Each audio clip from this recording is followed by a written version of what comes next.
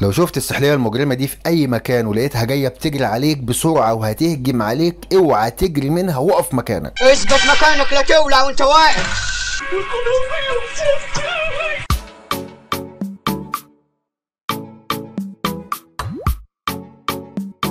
القمر الصغنونة اللي قدامنا دي اسمها العلمي فريلد نيك ليزرد، وعندنا احنا العرب ليها اسماء كتير قوي زي السحلية المكشكشة والسحلية صاحبة الرقبة او التنين الصغير.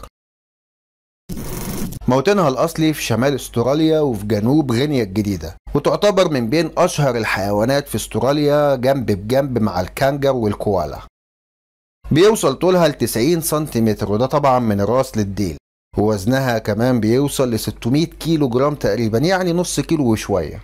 وطبعا الذكور في النوع ده من السحالي بيكونوا اكبر في الحجم والقوة من الاناث وعصبيين جدا.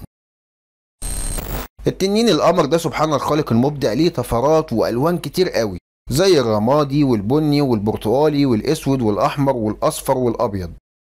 كمان السحلية دي بتقضي معظم حياتها على فروع الاشجار علشان تصطاد الحشرات واللافقاريات وتعبي الكرش بألف هنا.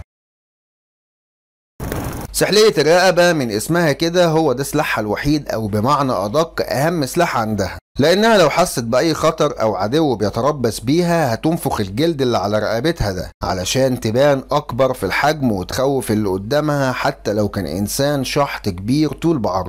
كمان بتطلع من بقها صوت شبه صوت فحيح الافاعي كده علشان تهرب من وشها السعادي.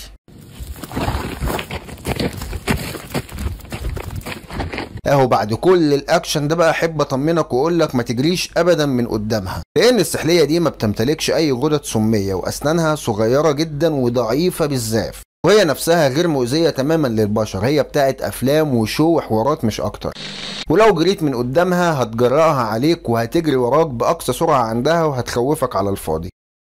ومعظم الناس في استراليا واوروبا بيربوها في البيت وبياكلوها دود الميل وورم، وان شاء الله قريب جدا هتجيلنا واحدة وهنصورها لكم صوت وصورة.